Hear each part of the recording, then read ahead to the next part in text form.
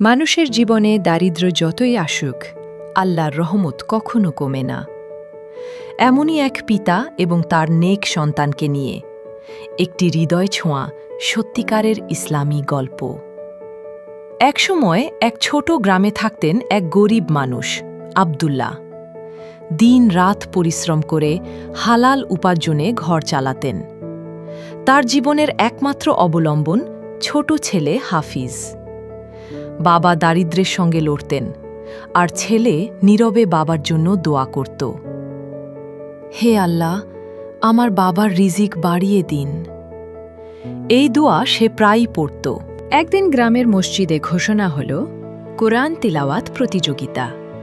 বিজয়ী পরিবারকে দেওয়া হবে বড় পুরস্কার। কিন্তু ছোট্ট হাফিজের পোশাক ছেঁড়া, পায়ে জুতো নেই। সে লজ্জায় বাবাকে বলল না, মুখ নিচু করে বসে রইল। বাবা বুঝে ফেললেন। রাতে নিজের পুরনো জুতাটা পরিষ্কার করে দিলেন, ছেলের ছেঁড়া পোশাক সেলাই করালেন।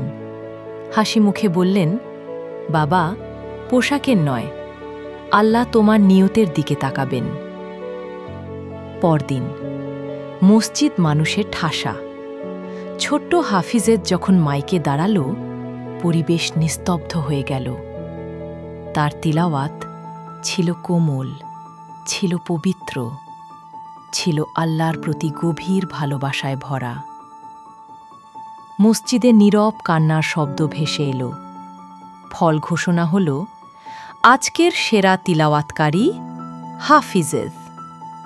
সবাই তাকিয়ে রইল ছোট্ট ছেলেটির দিকে। আব্দুল্লাহ চোখের পানি ধরতে পারলেন না।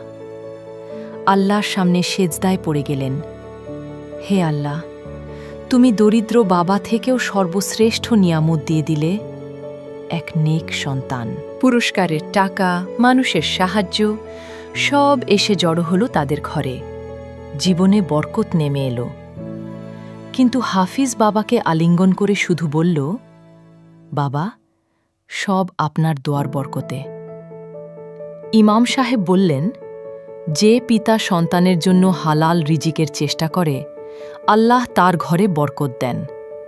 আর যে সন্তান পিতামাতার সম্মান করে, আল্লাহ তার হৃদয়ে নূর দান করেন। হ্যাঁ, ধন সম্পদ নয়, নেক সন্তানই হল পিতার প্রকৃত সম্পদ। এই গল্প আমাদের শেখায়, পিতা মাতার তার দোয়া ও পরিশ্রম কখনো বিফলে যায় না। আল্লাহ সর্বদা নেক নিয়তের মানুষের পাশে থাকেন।